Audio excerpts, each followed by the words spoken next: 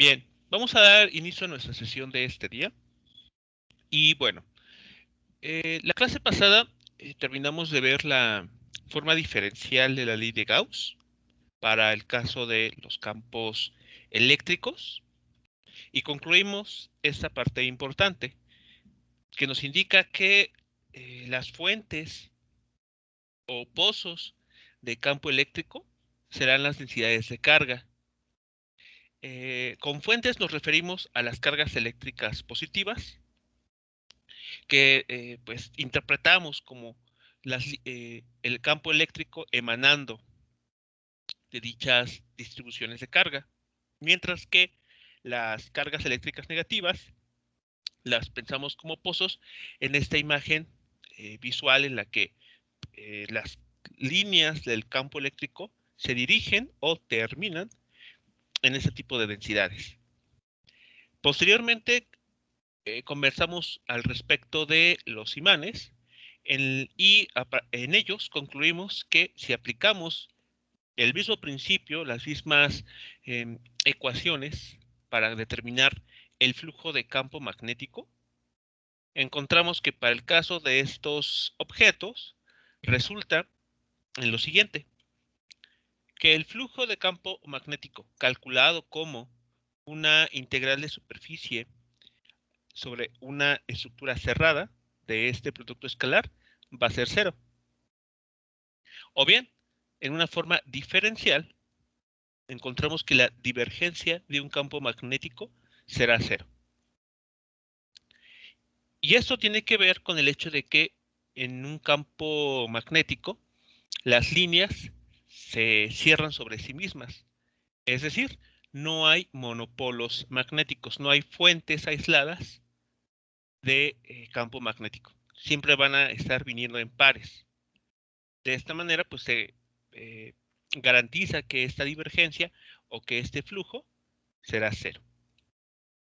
Y bueno, al final de la sesión pasada, entramos a la parte temporal. Con eso nos referimos a dejar de tratar estas dos situaciones de forma estática, es decir, cargas eléctricas en reposo o campos magnéticos también en reposo, y vamos a considerar lo que sucede cuando están en movimiento. Y la primera ley que trata de esto es la llamada ley de Ampère. En la ley de Ampère, como mencionamos la clase pasada, se establece una relación entre una corriente eléctrica, que no es otra cosa más que un flujo de cargas eléctricas en un hilo conductor y un campo magnético que se produce alrededor de esa corriente eléctrica. Y bueno, matemáticamente, la clase pasada vimos o mencionamos la ley de Ampère, que nos establece justamente esta relación. Bueno, para hacer esto un poco más visual, déjenme compartirles la siguiente pantalla.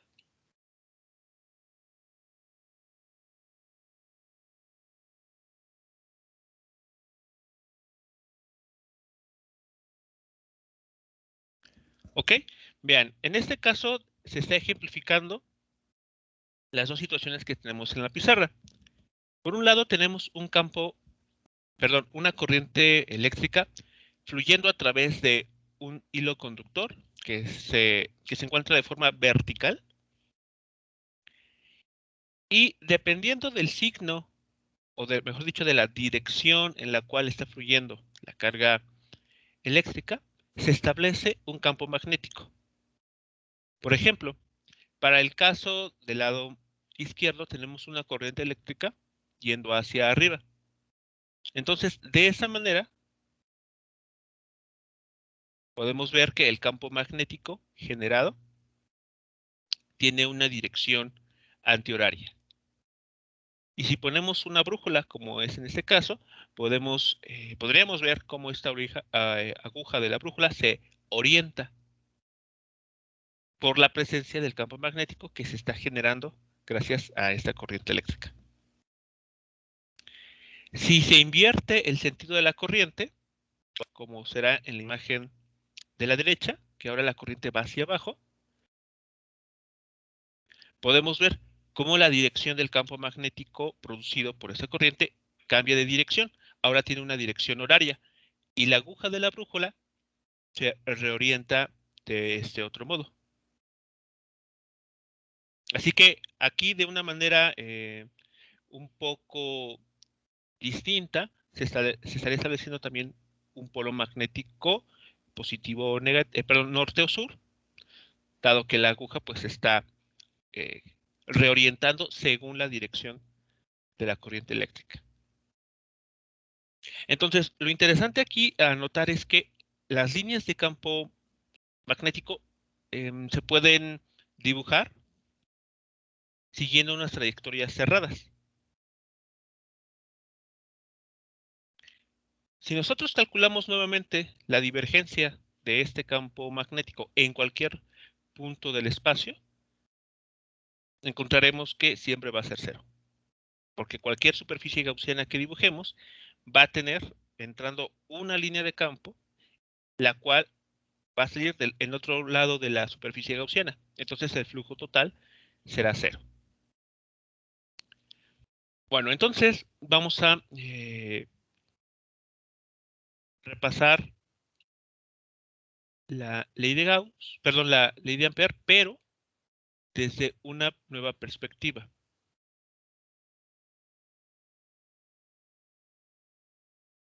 Eso es lo que ya habíamos comentado en la clase pasada. Lo que la ley de Ampère nos pide determinar es este producto escalar. Al hacer este producto escalar, lo que estamos garantizando es que solamente vamos a tomar contribución del campo magnético a lo largo de una trayectoria que nosotros podemos dibujar y darle cualquier forma. No necesariamente tiene que ser una forma regular, como un círculo o de alguna otra estructura. Por ejemplo, aquí yo lo que les dibujé fue una trayectoria con muchas curvas, justamente para indicarles esto, que sin importar cuál sea o qué tan complicada pudiera ser esta trayectoria cerrada, el hecho de tomar ese producto escalar garantiza que la única contribución a lo largo de esa trayectoria que vamos a tomar en cuenta es la del campo magnético, que es paralelo o que tiene una componente a lo largo de esa trayectoria. Y lo único que hacemos con esta integral, pues es sumar todas esas contribuciones. Desde el primer punto, recorriendo esta trayectoria en una determinada dirección, hasta regresar a dicho punto. Y lo que resulta en esta ley de Ampère es que esta contribución, esta llamada circulación del campo magnético, es proporcional a la corriente eléctrica que ha sido encerrada por esta trayectoria de color rojo que se ha dibujado. Eso también entonces tiene algo importante como consecuencia, y es que, ¿qué pasaría si en la misma región del espacio colocamos dos hilos conductores, ¿de acuerdo? Pero en ellos está fluyendo corriente eléctrica en distinta dirección. Bueno, pues de acuerdo a esta ley, si encerramos estos hilos conductores y calculamos la circulación total o circulación neta del campo magnético producido por ellos dos, encontraremos que un valor de cero.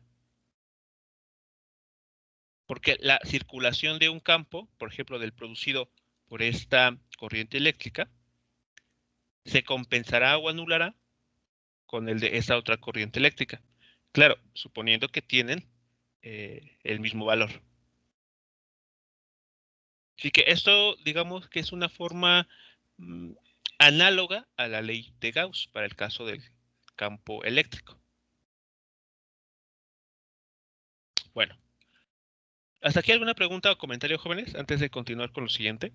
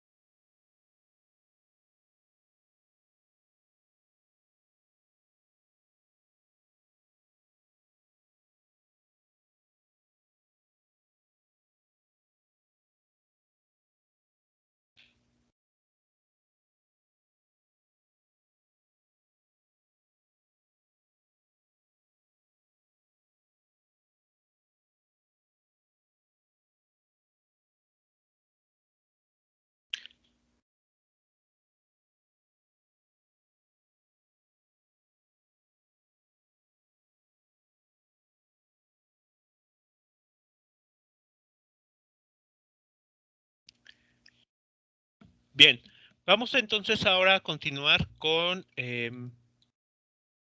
la obtención o la descripción de este mismo resultado, pero de una forma diferencial.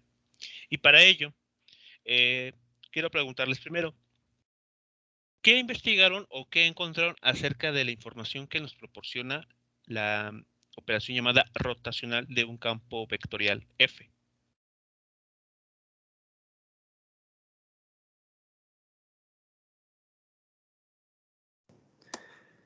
Bueno, lo que yo encontré al menos, para empezar, pues es una operación que solamente se puede dar entre campos vectoriales, así que si dijéramos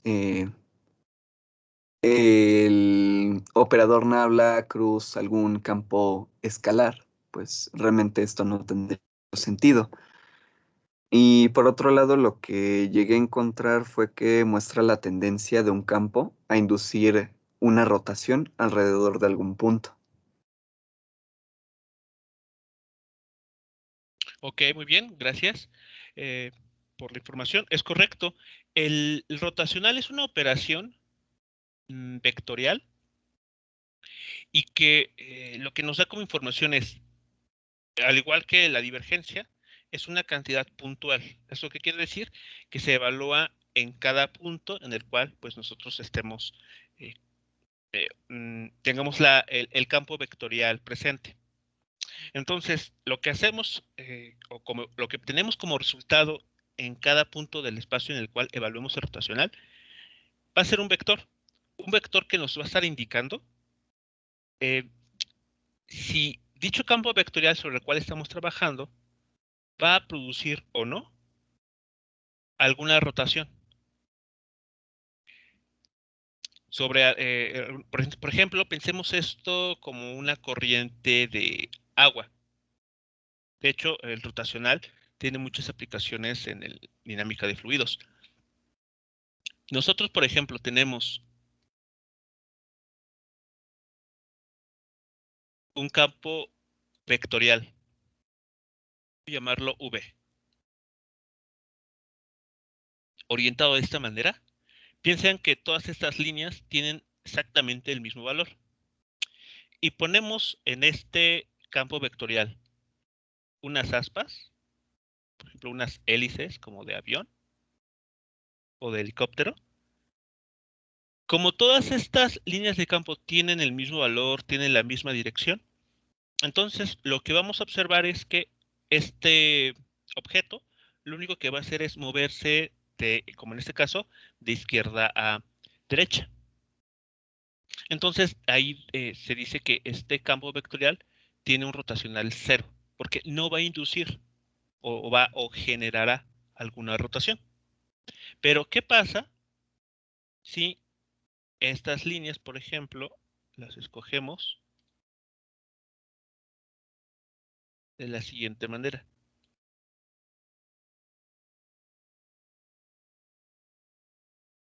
Vean ustedes, por ejemplo, esta línea tiene una mayor longitud o un mayor módulo que esta otra. Entonces, esta va a empujar esta aspa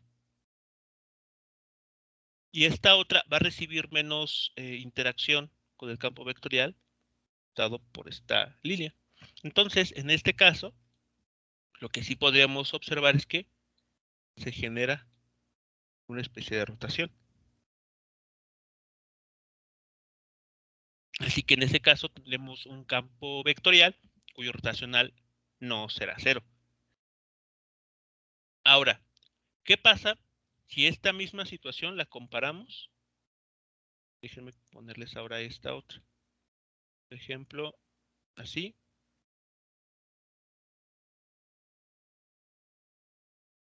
Y esta otra, aquí, esta otra línea. Entonces, vean, estas dos líneas nuevas que he dibujado pertenecen al mismo campo vectorial. Entonces, en este caso, podemos ver que aquí tal vez la rotación que se va a producir sobre esas aletas será mucho mayor al del caso anterior. Entonces, si nosotros en esta situación calculáramos el módulo del vector que se obtiene del rotacional, veríamos que en esta situación ese vector tiene un mayor módulo que en el caso pasado. ¿Y eso cómo se interpreta? Bueno, que aquí será más fácil obtener rotaciones que en el caso anterior. O las rotaciones que se van a producir serán de mayor valor o más evidentes que en el caso anterior. Así que no solamente el rotacional por sí solo nos dice si habrá si el campo que estamos tratando producirá o no rotaciones, sino además nos indica qué tan fácil o difícil se estará produciendo esas rotaciones. Bueno, entonces eso es justamente lo que nos dice el rotacional. El rotacional en campo vectorial nos indica si sobre un punto en específico se va a producir o no una rotación alrededor de dicho punto, dado por ese campo vectorial que se esté tratando. Y ahora, ¿qué nos dice el teorema de Stokes?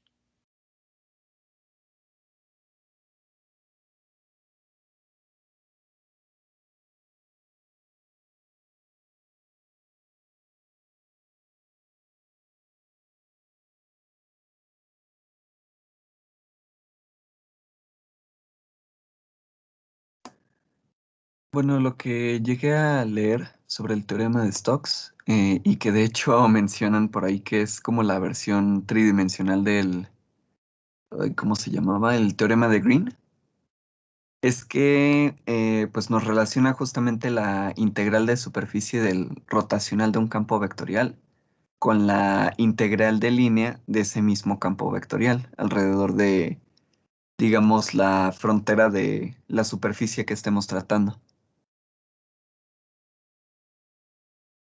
Ok, muy bien. El teorema de Stokes, ok, entonces, como un caso particular del resultado de Green, nos da una forma alternativa de calcular esta circulación. Entonces, bueno, nótese lo que tenemos aquí. Establece que en una curva cerrada, la circulación del campo vectorial, vean, esta circulación, es equivalente al flujo del rotacional a través de una superficie S. Ahora, esta superficie S es obtenida o dibujada como aquella que está dentro de la superficie de la trayectoria cerrada C. Y al igual que en el caso de la ley de Gauss, tenemos que orientar la superficie, ¿de acuerdo? Entonces, recuerden, en el caso de la ley de Gauss tenemos una superficie, por ejemplo, una rebanada de alguna superficie, y nosotros construimos un vector normal a dicha superficie. Y este vector tiene como módulo el área de esa región. Entonces, al hacer esto, estamos orientando la superficie. Bueno, pues algo aquí va a ser similar. Vamos a tener que orientar cómo vamos a tener que hacer el recorrido a lo largo de esta trayectoria cerrada. Y bueno, para eso les muestro lo siguiente de lo que estaría sucediendo.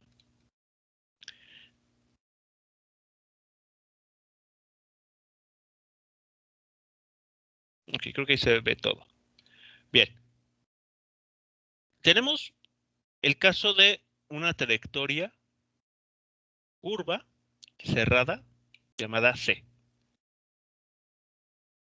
Y tenemos aquí un campo vectorial, o en particular el campo magnético, cuyas líneas de campo pues están dibujadas de esta manera. Recuerden, la circulación de este campo vectorial sobre esa trayectoria cerrada se calcula tomando el producto escalar del propio campo con un diferencial de línea a lo largo de la trayectoria cerrada. Entonces habrá que hacer el producto de B con un diferencial en cada punto y después ir tomando la contribución de todas esas esos valores. Es decir, estamos haciendo la integral. Bueno, lo que dice entonces el teorema de Stokes es, imagina ahora una superficie. Ojo aquí, no nos dice que es una superficie cerrada. Simplemente es una superficie que tenga como borde a la trayectoria C. Y es la superficie que aquí se está dibujando, la de color amarillo. Piensen esto como una bolsa, tal cual, una bolsa. Vamos al supermercado, nos dan una bolsa para el mandado. Aquí metemos nuestras cosas. Bueno, de hecho voy a dibujarla más simple.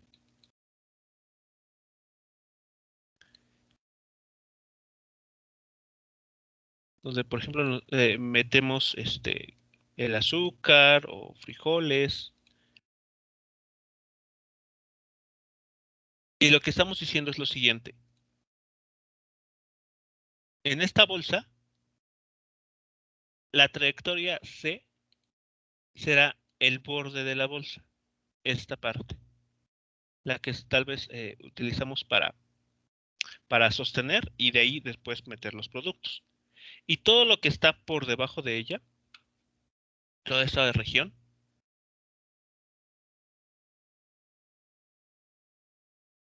es la superficie S.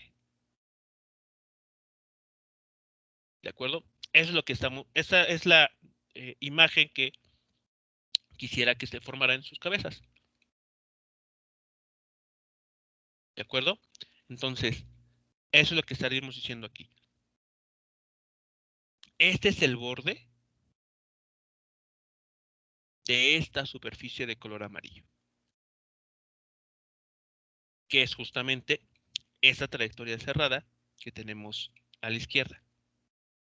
Y aquí, como pueden notar, estamos orientando dicha superficie, ya que estamos construyendo un vector normal a esta superficie.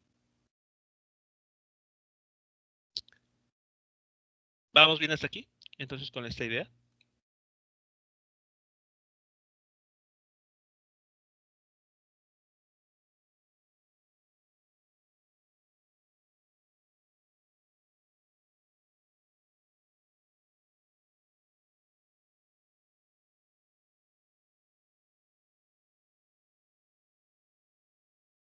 Sí, por ahora todo bien.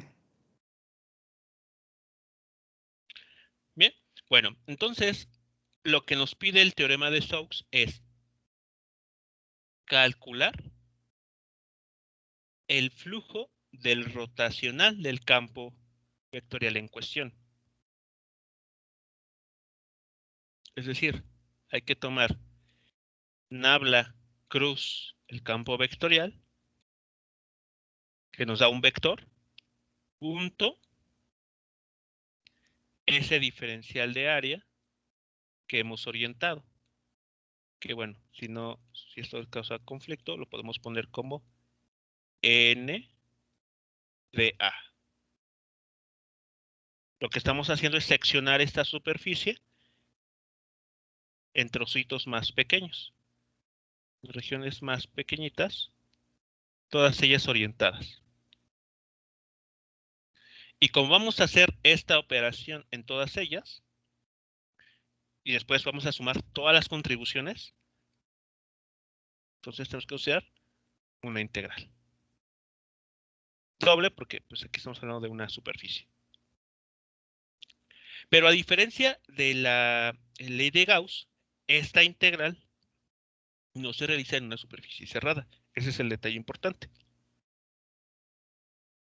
Simplemente sobre la superficie de color amarillo.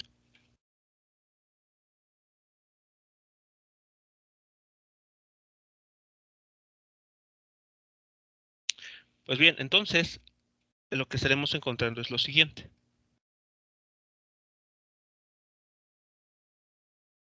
Eso es lo que estaría pasando. Vean ustedes, la circulación del campo vectorial, en este caso el campo magnético, a lo largo de esa trayectoria cerrada, es exactamente igual al flujo del rotacional a través de la superficie que queda delimitada por esta curva C.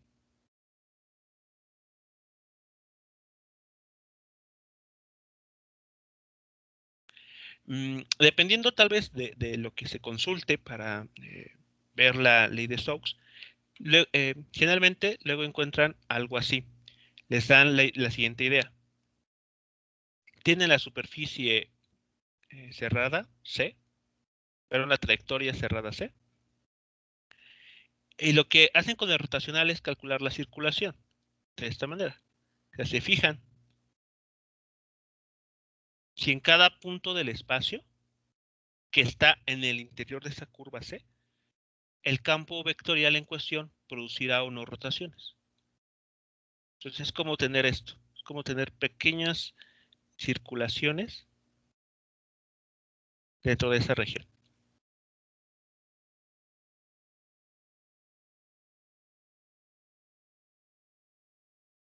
Entonces vean, aquí nos están pidiendo tomar en cuenta todas esas contribuciones del rotacional, sumarlas. Es lo que significa una integral. Entonces, al hacer la suma de todas estas, verán que algunas podrán contrarrestarse. Por ejemplo, vean, esta línea apunta en esa dirección, pero la que tenemos aquí a un lado, hacia abajo, apunta en esta otra. Entonces, estas dos líneas van a cancelar sus efectos. Y así con otras más, por ejemplo, tomando en cuenta esta otra pareja, cancelan los efectos aquí. Por ejemplo, a ver, pensemos en esta otra. También vemos que los efectos de estas dos se van a cancelar. Pero ¿qué pasa justo en el borde? Por ejemplo, esta circulación aquí, o esta rotacional, va a tener esta dirección, aquí en el borde. Pero no va a estar cancelado esta por alguna otra. Lo mismo va a suceder con esta otra circulación. Vean, aquí ya no se cancela. Y así, las que están en el borde no van a cancelarse. Entonces, lo que va a dar como resultado, la circulación completa del campo vectorial a lo largo de la trayectoria cerrada. Eso es lo que nos está diciendo esta ley. Por eso, lo que se toma en cuenta es la superficie que queda encapsulada, que queda encerrada dentro de la trayectoria C.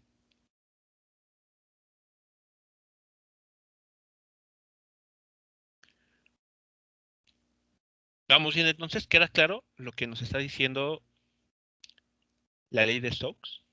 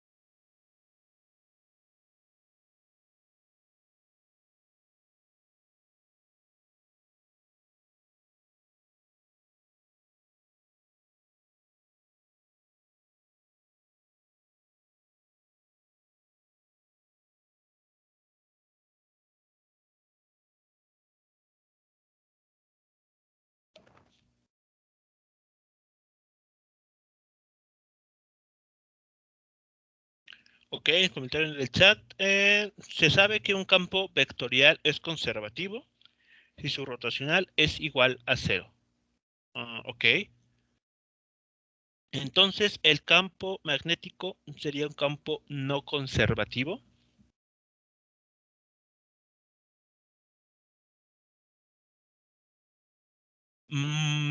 Ok. La respuesta la vamos a encontrar en la ley de Faraday, pero aquí podemos dar un adelanto. Este es un ejemplo, en efecto, de un campo que no podemos pensarlo como conservativo por los efectos que produce. Como en el caso del que vamos a ver ya en unos minutos más, que pasa con la ley de Faraday, el campo magnético produce o puede inducir corrientes eléctricas, o lo que se conoce también como FEM. Y esta FEM se explica a través de un fenómeno, bueno, un campo vectorial no conservativo. Así que, en efecto, eso es lo que está sucediendo. Esta integral de línea, si el campo en cuestión fuese conservativo, esto lo podemos ver como una analogía con el trabajo mecánico. El trabajo mecánico es F.dl, ¿no? Punto .dl.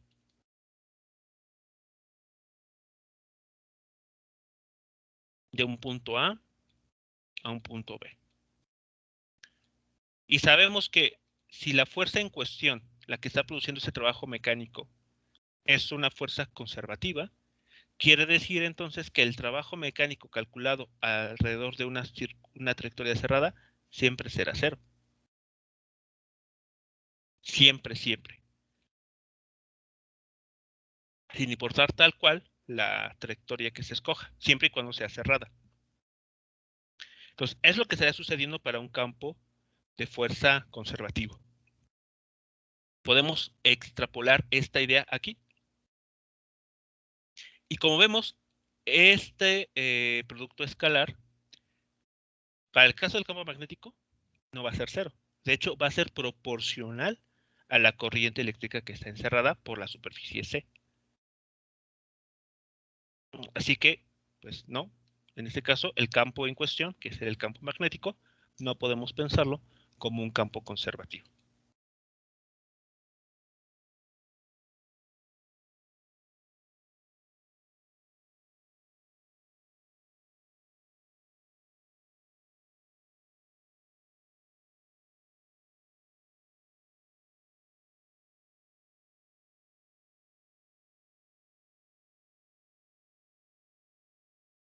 Ok, en el Steward nos comentan que las integrales de línea también se conocen como integrales de trabajo.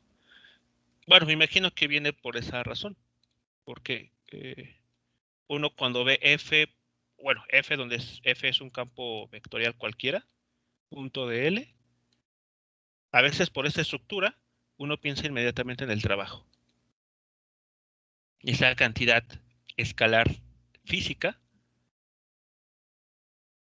asociada con la energía cinética, ¿no? Que se produce en un objeto o que tiene un objeto. Entonces, bueno, tal vez de ahí venga el nombre.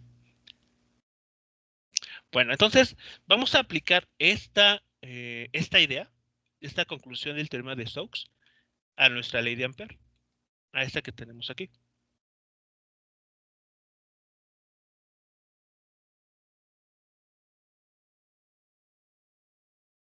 Entonces, para ello, vamos a tener que hacer la siguiente observación.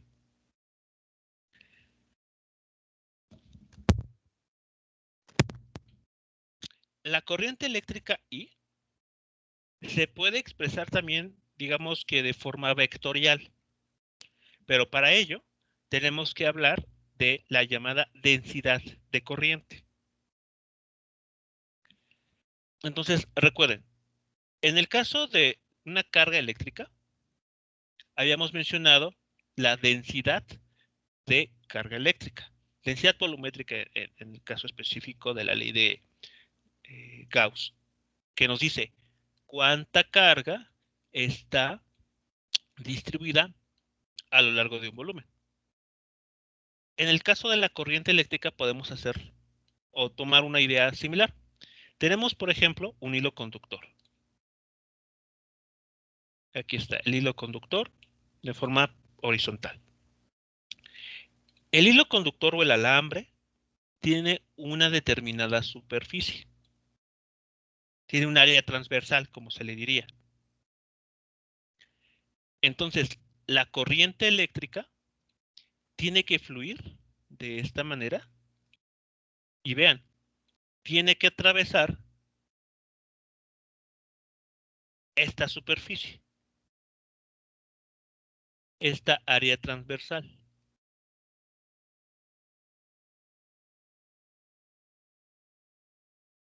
Entonces nosotros podemos orientar esta superficie con un vector unitario. Entonces, si orientamos de esta manera, vemos que este vector lo podemos dirigir a lo largo de la corriente eléctrica, en la misma dirección en la cual está fluyendo esta corriente. Pero como esta corriente tiene que atravesar una determinada área, entonces podemos decir esto. La corriente eléctrica entre el área que se está atravesando va a definir una nueva cantidad, que es la llamada densidad superficial de corriente.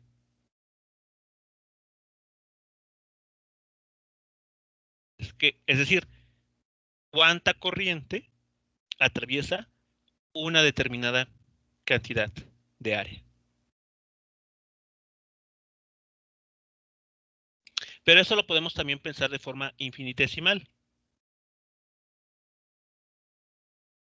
Una pequeña corriente atravesando una pequeña superficie.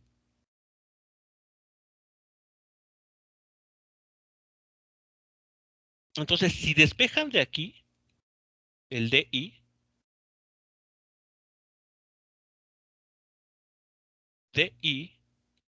es igual a J por dA.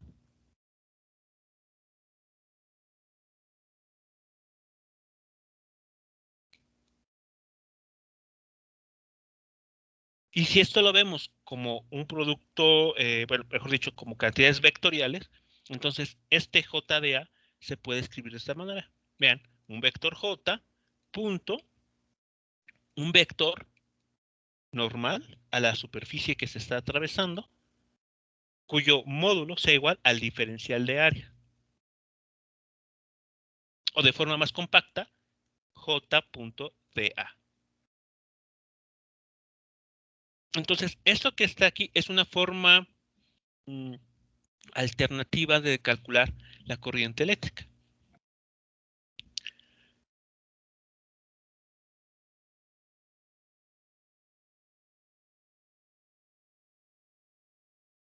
Vamos bien hasta aquí entonces con esta nueva cantidad, que bueno, no sé si ya la habían visto anteriormente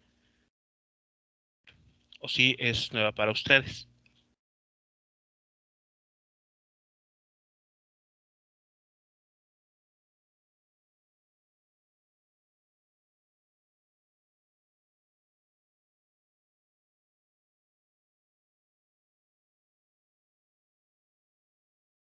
Así que bueno, esta parte va a ser importante.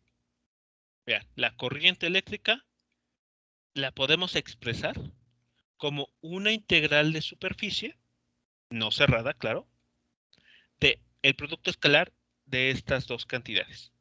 De la llamada densidad de corriente, J, punto, los elementos diferenciales en los que podamos dividir esta región que la corriente eléctrica tiene que atravesar. Y como vamos a tomar en cuenta todas las contribuciones de esas pequeñas áreas, es por eso que estamos calculando la integral, justamente.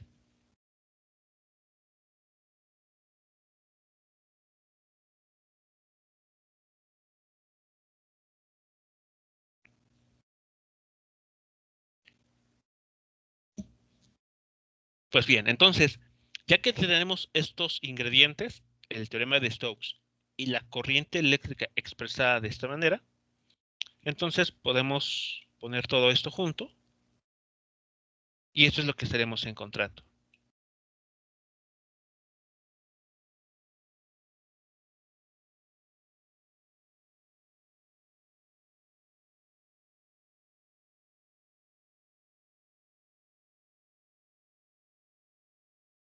Vean, si eso no queda claro, pues basta con recordar la ley de Ampère. Nos dice, a ver, B punto dl, por un lado, por el teorema de Stokes, es igual a la integral de superficie del rotacional de ese campo, punto dA. Pero esto a su vez es la carga encerrada. Bueno, es proporcional a la carga encerrada. Pero acabamos de ver que la carga encerrada se puede expresar como la integral de superficie de J punto dA. Entonces vean que si comparamos los dos extremos de esta igualdad, tenemos esto. La integral de superficie del rotacional punto dA es igual a la integral de superficie. Voy a meter este coeficiente mu0 a la integral para que nos quede mu0 J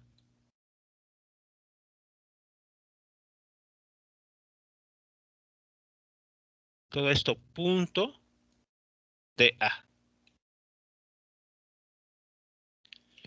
Entonces, como estas dos superficies sobre la cual se está realizando la integral es la misma, podemos concluir que lo que estamos integrando, la función a integrar, en ambos casos es la misma. De ahí obtenemos esto.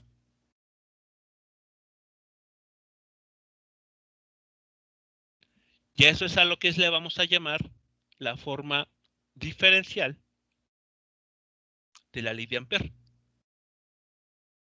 ¿Qué nos está diciendo esta ley? Escrita de esta manera. Bueno,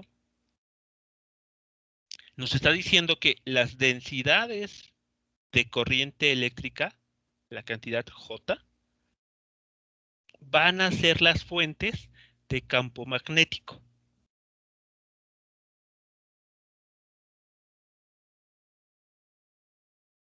Así que cada vez que tengamos una densidad de corriente atravesando una superficie, alrededor de la región en la cual está establecida esta corriente, se va a producir un campo magnético. Y es más, nos está diciendo esta forma, esta integral, perdón, esta operación diferencial, nos está diciendo de qué manera se van a producir los campos magnéticos.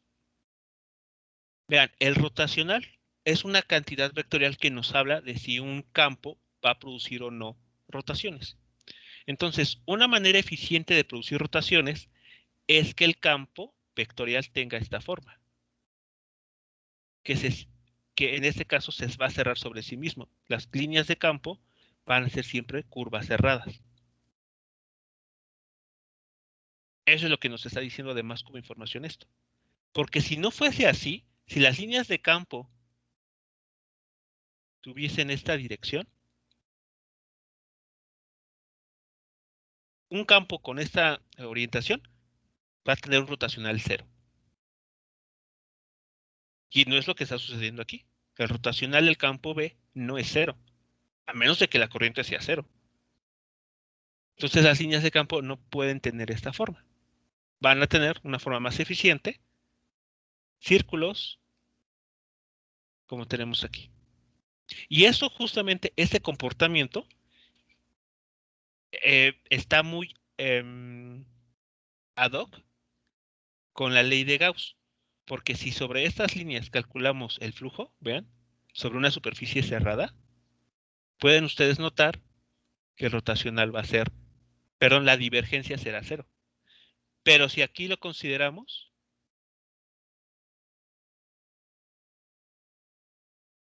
pueden ver que esta línea de campo nada más entra o atraviesa en una sola dirección. Este campo entonces no tiene divergencia cero. De hecho, si lo pongo de forma lateral sería esto. Piénsenlo así, la superficie. Vean que la línea atraviesa. Y si la está atravesando, entonces la divergencia de este campo F no puede ser cero. Será positiva o negativa, según orientemos la superficie. Pero no puede ser cero. Sin embargo, aquí siempre va a ser cero. Porque la línea que entra, por acá sale.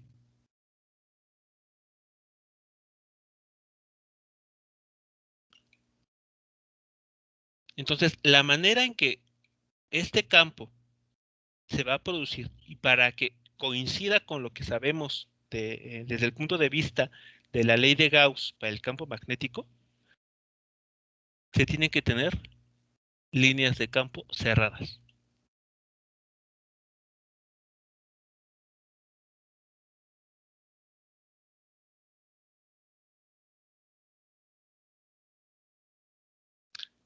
Es por eso que, regresándome a la animación de hace unos minutos con las que iniciamos la clase de este día, tenemos este comportamiento.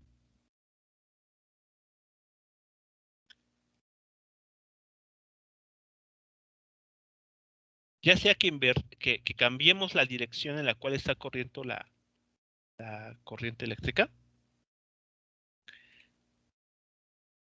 las líneas de campo no van a cambiar la forma en que están construidas, es decir, mediante círculos en este caso.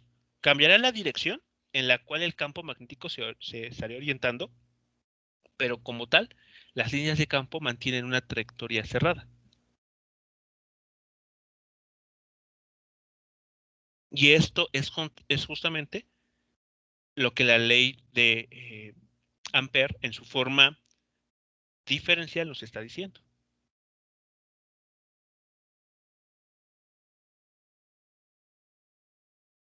Así que por más complicado que pueda ser un hilo conductor o un alambre, por ejemplo, si ustedes quieren dibujar un alambre así curvado,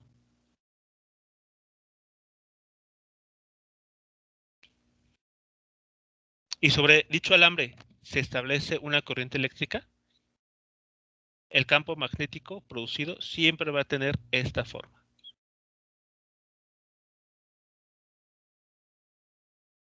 Círculos concéntricos. No puede ser de otra manera.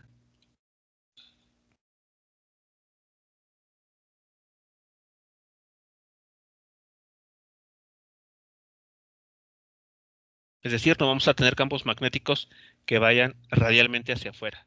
Eso no es posible.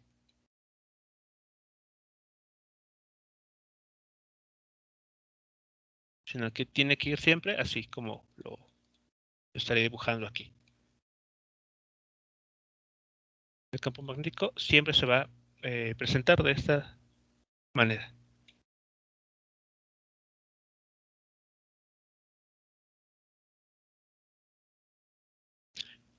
Preguntas, comentarios, jóvenes, entonces sobre la forma diferencial de la ley de Ampère y lo que nos está dando como información.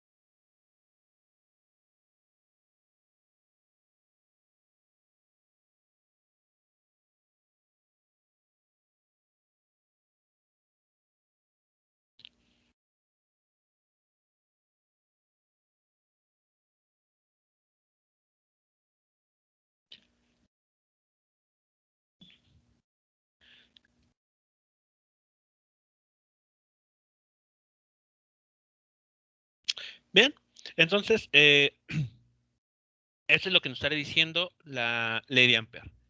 Entonces, nótese que en la ley de Ampere lo que se está moviendo son cargas eléctricas. Es decir, tenemos una fuente de campo eléctrico que se está moviendo respecto a un observador que está, digamos, fijo en el suelo, por ejemplo. Ahora, entonces, vamos a pasar a hablar de su contraparte. Es decir, ahora vamos a imaginar que es un objeto imantado el que se está moviendo. Entonces ahora vamos a tener el caso de un campo magnético que se está desplazando respecto a un observador que está en reposo. ¿De acuerdo? Entonces, a esa situación es a la que vamos a conocer como la ley de Faraday. La ley de Faraday entonces nos habla de qué sucede cuando tenemos, por ejemplo, un imán moviéndose respecto a un observador que está pues fijo en el espacio. Entonces, aquí varias ideas que van a ser importantes por mencionar. Primero, Faraday lo que encontró experimentalmente al estar, digamos que tal vez jugando, ¿no? con corrientes eléctricas, fue que una corriente eléctrica se puede generar o se puede inducir en un hilo conductor si un campo magnético se establece como variante o cambiante en el tiempo. Así que ese es un detalle bastante importante. Ahora tenemos un campo magnético que varía en el tiempo. No está fijo, no, su tasa de variación no es igual a cero en el tiempo.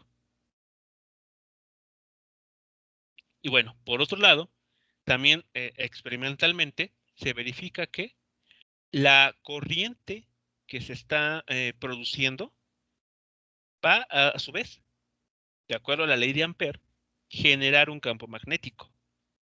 Es lo que nos dice, recuerden la ley de Ampere. Si tenemos una corriente eléctrica, esta corriente eléctrica genera un campo magnético en sus vecindades, ¿no? En su región que la rodea. Bueno, entonces, nótese lo que está sucediendo aquí. Un campo magnético que cambia en el tiempo induce en un circuito una corriente eléctrica. Pero esta corriente eléctrica a su vez va a generar un campo magnético. Bueno, pues lo que hemos encontrado también en la ley de Faraday es que ese campo magnético va a tener una dirección específica, una dirección que va a oponerse al de este campo magnético que inicialmente está produciendo la corriente eléctrica. Y este resultado se conoce como la ley de Lenz. Entonces, para esto, tal vez ejemplificarlo de mejor manera, déjenme mostrarles otra animación.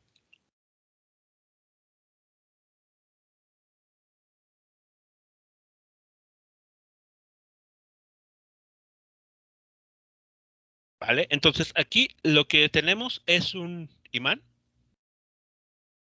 Aquí pueden ver cómo sus líneas de campo magnético se dibujan como elipses, curvas que son cerradas. Y enfrente de este imán tenemos una bobina, o un solenoide, como también se le conoce. Bueno, entonces si nosotros vamos acercando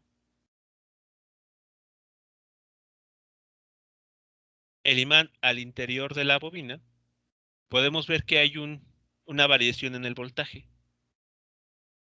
Y no solamente eso, sino que este foco conectado a esta bobina se enciende.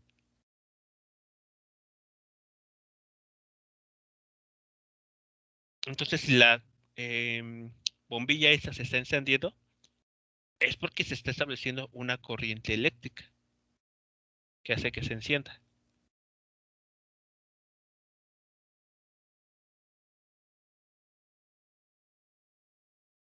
Así que aquí es la primera, digamos, aquí estamos observando la primera parte de la que nos habla la ley de Faraday. Y es que un campo que está cambiando en el tiempo produce o induce una corriente eléctrica o una FEM.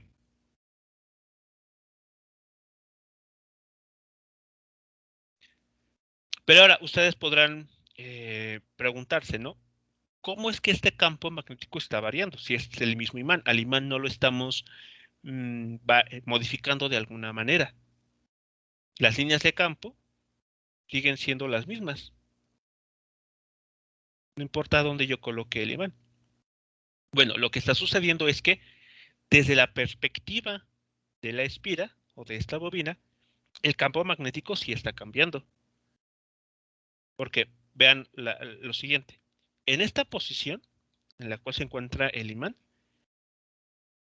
tenemos estas líneas blancas, que son las líneas de campo que están atravesando el interior de la bobina. Pero al ir acercando el imán, pueden notar que estas líneas de campo están variando.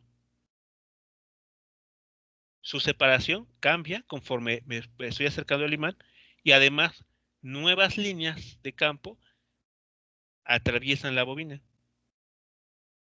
Eso ya nos habla de una variación del campo magnético desde el punto de vista de la bobina.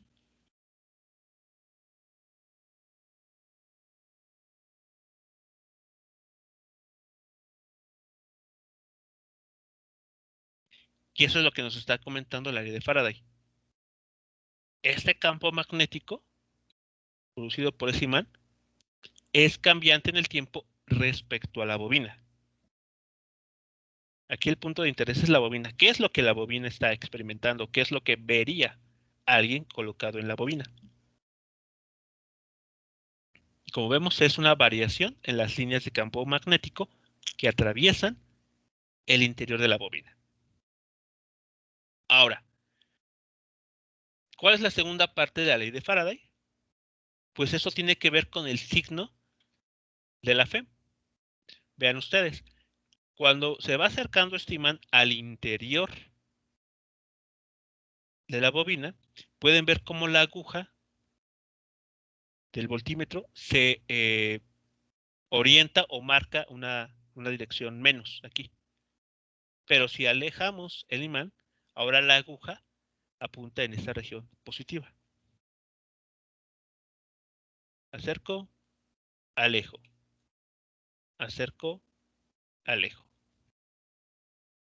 Entonces, como vemos, no solamente el hecho de acercar o alejar al imán respecto a la bobina es un punto de interés, sino además saber si se está yendo hacia el interior de la bobina o se está alejando el imán de la bobina. También eso está afectando lo que está sucediendo aquí. Bueno, entonces vamos a poner todo esto en cálculos.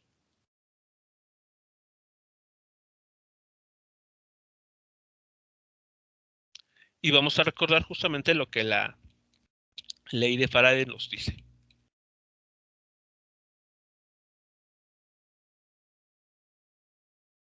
Entonces, para simplificar un poco las cosas, en lugar de considerar una bobina, vamos a considerar solamente una espira.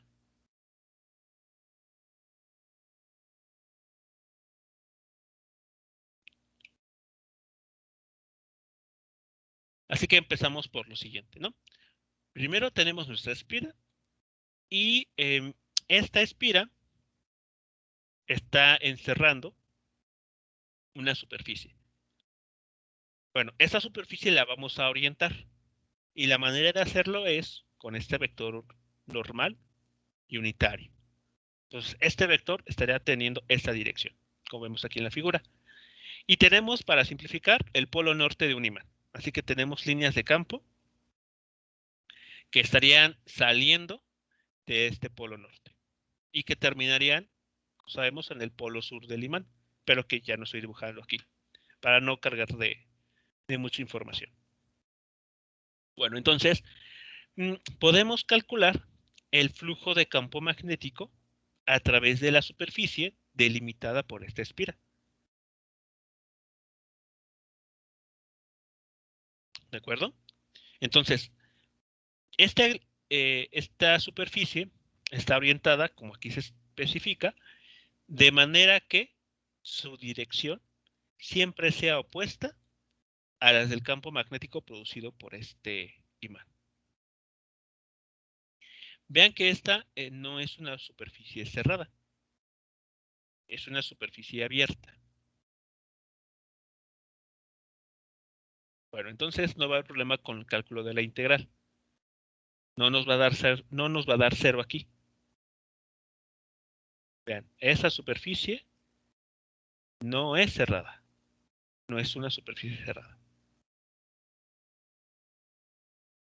Bueno, entonces, ahora, vamos a considerar lo siguiente, lo que sucedió en la animación. Cuando el imán se va acercando a la espira, el flujo de campo magnético se va a incrementar, por lo que les indicaba, las líneas de campo que atraviesan la espira se va a incrementar conforme el imán se va acercando a la propia espira. Entonces, más líneas de campo atraviesan esa superficie. Eso es una manera de decir entonces que el flujo de campo magnético se está incrementando. Entonces, lo que se observa y lo que justamente mide el medidor de voltaje es que hay una corriente eléctrica que se establece como resultado de esto que se acaba de comentar. Entre más se acerque el imán al interior de la espira, se establece una corriente eléctrica que tiene una determinada dirección. ¿Qué determina esa dirección en la cual fluye la corriente, la carga eléctrica? Bueno, pues justamente entra la ley de Lenz aquí. La corriente eléctrica que se induce tiene que tener la dirección tal que produzca un nuevo campo magnético que se oponga al campo magnético del imán.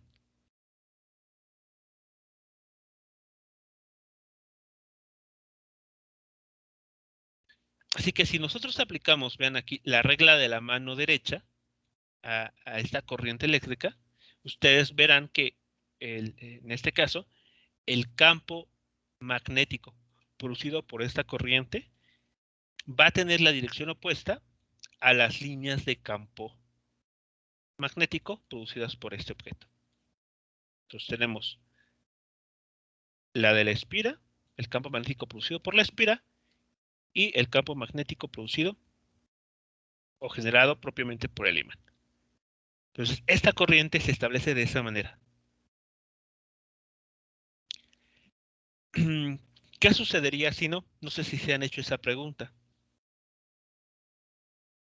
¿Qué pasaría si la corriente eléctrica producida por este imán en la espira tuviese la dirección opuesta?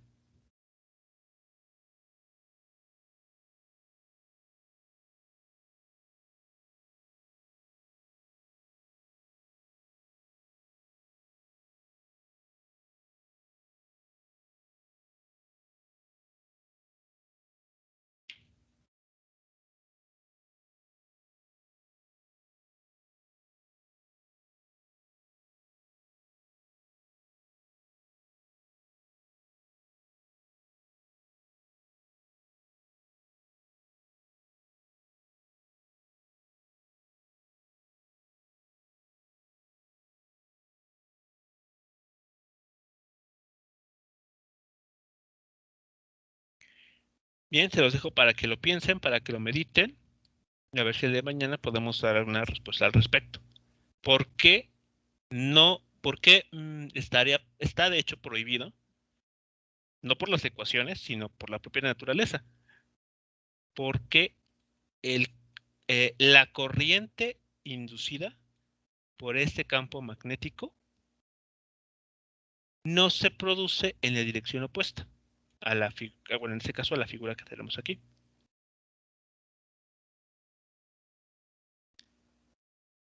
En el caso de la figura que les muestro, se acaba de indicar. Esta corriente eléctrica se establece de tal manera que produce un campo magnético que se opone al aumento del flujo producido por este otro imán. Aquí está, se opone, vean. Se opone a la entrada de más líneas de campo. La pregunta que les hago es, ¿qué pasaría si el campo, perdón,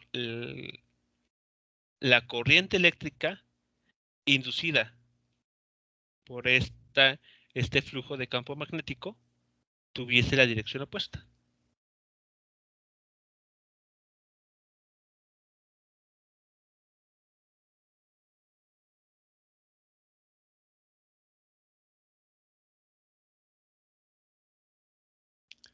Bueno, ¿hasta aquí alguna pregunta o comentario?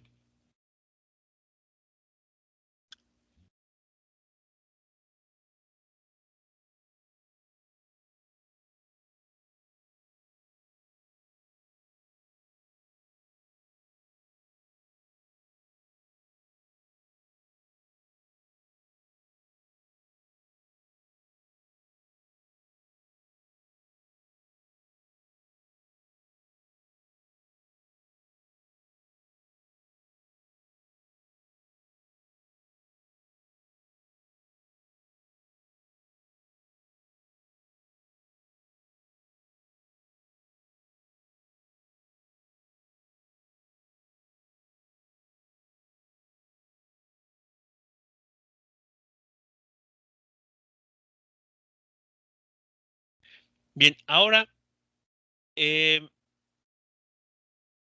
sucede si el imán se aleja? Lo que también se ilustró en la, ¿cómo se llama? En la animación. Entonces, vean, ahora el imán se aleja del interior del espira, ¿no? No hemos cambiado la orientación de la misma. Aquí está el vector normal, como en las figuras anteriores. Bueno, lo que está sucediendo ahora es lo siguiente. Cuando el imán se aleja, menor cantidad de líneas de campo están atravesando ¿cómo se llama? La superficie que delimita la espira. Es decir, el flujo magnético comienza a disminuir. Es cada vez menor conforme el imán se va alejando de la espira. Bueno, esta variación en el flujo de campo magnético va a también producir una corriente eléctrica, similar al caso pasado, al esquema anterior. Pero esta corriente eléctrica no tiene una dirección arbitraria, sino, vean aquí, la corriente eléctrica que se establece ahora es tal que produce un campo magnético, el que tenemos aquí, que tiene ahora la dirección opuesta a la del flujo que ahora está decreciendo. Es decir, es como si este campo magnético, aquí en color rojo, estuviese evitando que el campo magnético se aleje, la que produce el imán.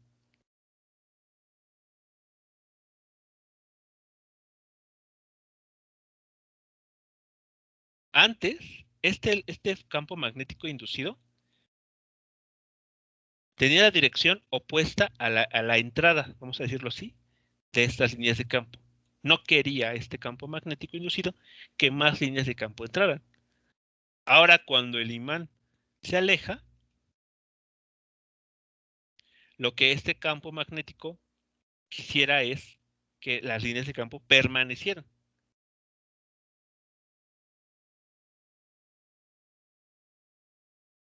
¿De acuerdo? Eso es lo que está sucediendo aquí. La corriente eléctrica no se establece de forma arbitraria. Repito, tiene la dirección tal que esta corriente, de acuerdo a la ley de Ampère, va a producir un campo magnético ese de color rojo, que intenta evitar que las líneas de campo vayan disminuyendo.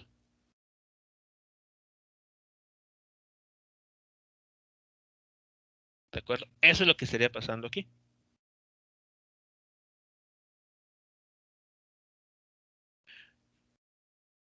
Así que esto que está sucediendo se puede resumir de esta manera.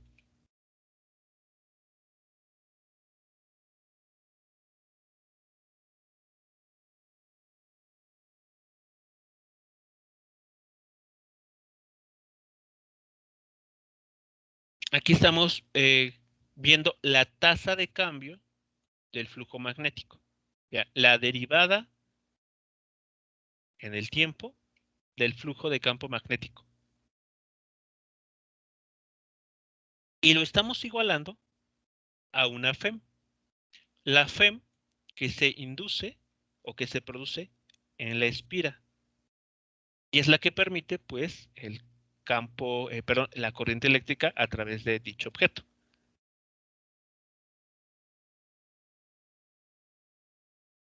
¿Vale? Entonces, lo que aquí está sucediendo es entonces que esta FEM resulta ser igual al trabajo por unidad de carga de un campo eléctrico que se está induciendo gracias a la variación de este flujo magnético. Y el signo menos es justamente el reflejo de lo que acabamos de comentar, que el campo magnético inducido siempre va a oponerse a la variación de flujo magnético que está produciendo dicho campo magnético inducido. Aquí, es decir, este signo menos es, en todo caso, la ley de Lenz.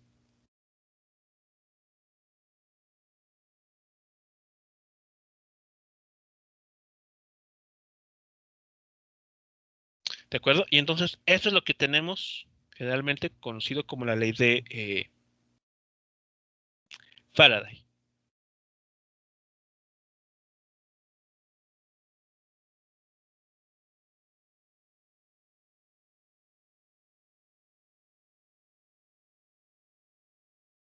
Ahora, esta relación la podemos expresar de la siguiente manera.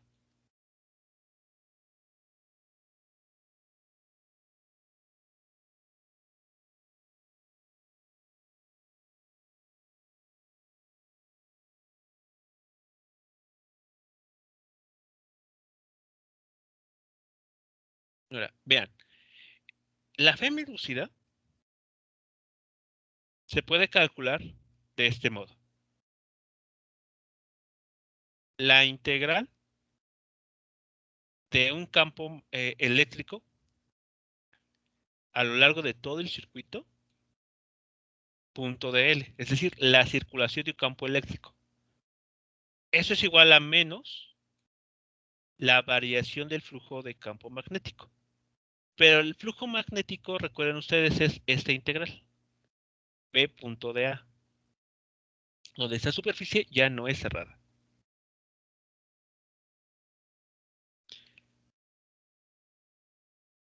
Aquí podemos derivar bajo el signo de integrar. Y entonces, esta derivada respecto al tiempo se puede intercambiar con el signo de integral mediante esta forma.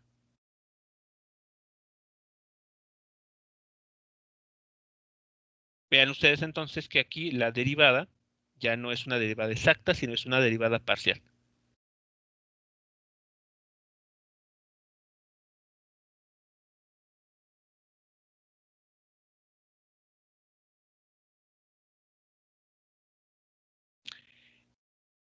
La integral que está del lado izquierdo la podemos trabajar o la podemos reescribir utilizando la ley de Stokes.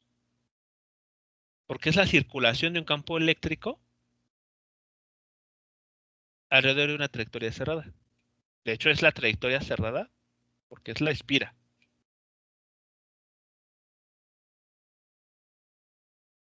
acuerdo? Entonces, utilizamos la ley de Stokes y encontraríamos lo siguiente.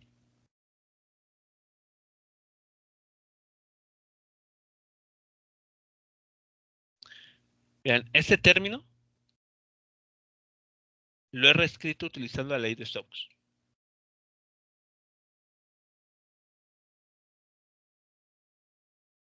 Y este que está aquí es el mismo de este lado.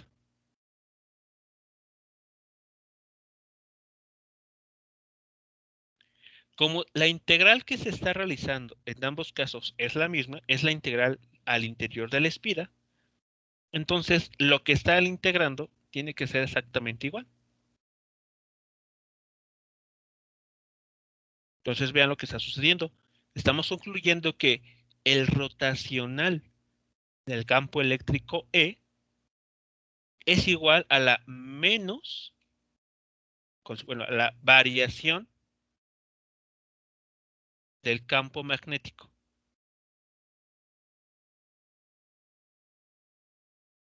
en esta superficie. ¿Qué estamos encontrando aquí entonces? Bueno, que un campo magnético que cambia en el tiempo es capaz de producir un campo eléctrico.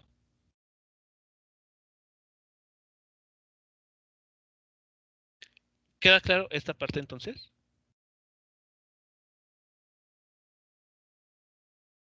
Eso que se acaba de encerrar viene a ser la forma diferencial de la ley de Faraday.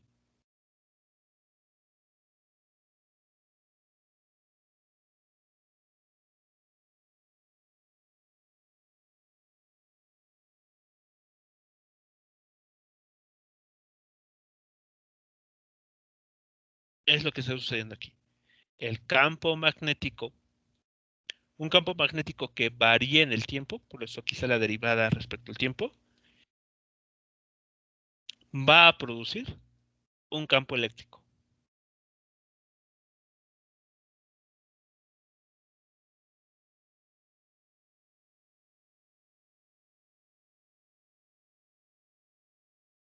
Pero vean, aquí estamos diciendo que el rotacional de ese campo eléctrico no es cero.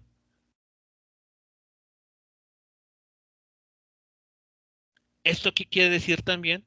Que el campo magnético, cuando varía en el tiempo, va a producir un campo eléctrico, pero no con una forma similar al de una carga eléctrica. Esa es la parte importante aquí que nos está diciendo la ley de Faraday.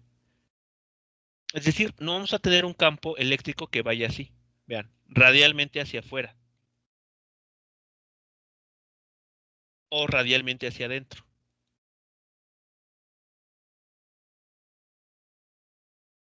Ese comportamiento está reservado únicamente para las cargas eléctricas.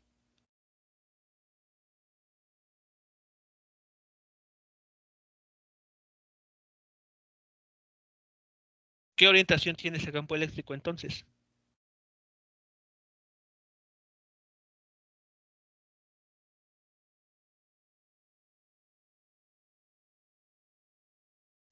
¿Cuál tiene que ser la imagen que podemos considerar para el campo eléctrico que se produce mediante un campo magnético que cambia en el tiempo?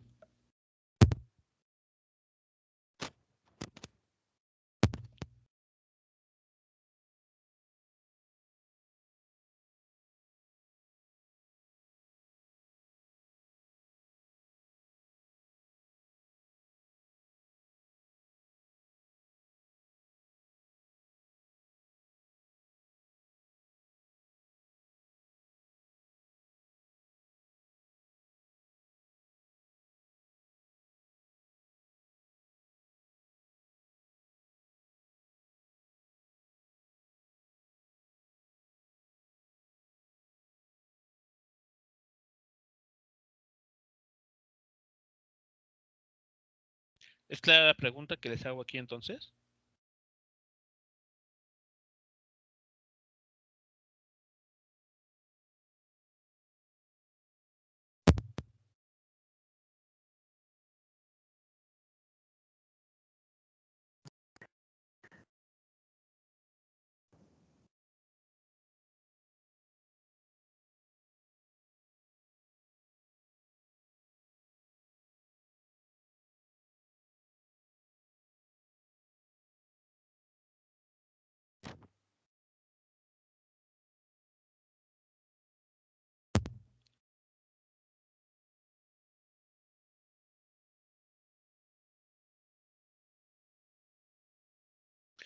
Bien, jóvenes, pues bueno, entonces mediten la pregunta que les formulé aquí, en esta última parte.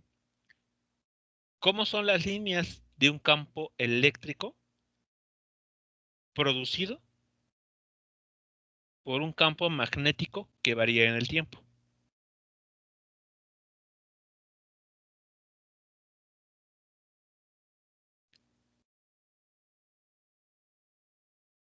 Recuerden, no puede ser radialmente hacia afuera, como sucede para una carga eléctrica positiva o negativa. Porque cuando un campo varía de forma radial, al calcularle su rotacional, ese rotacional les va a dar 0.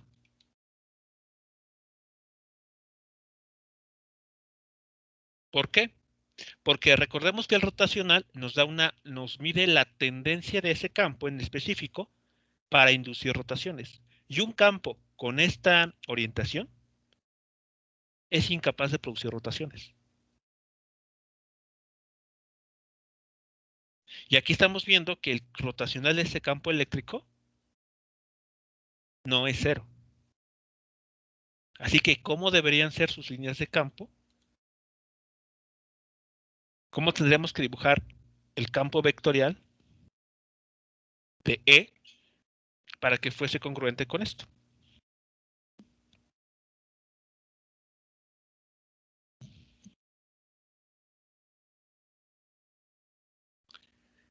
Bien, jóvenes, si no hay alguna pregunta o comentario, pues retomamos la clase siguiente, esta última parte, y creo que estaremos ya acabando lo que tiene que ver con los conceptos básicos que necesitamos acerca de las ecuaciones de Maxwell.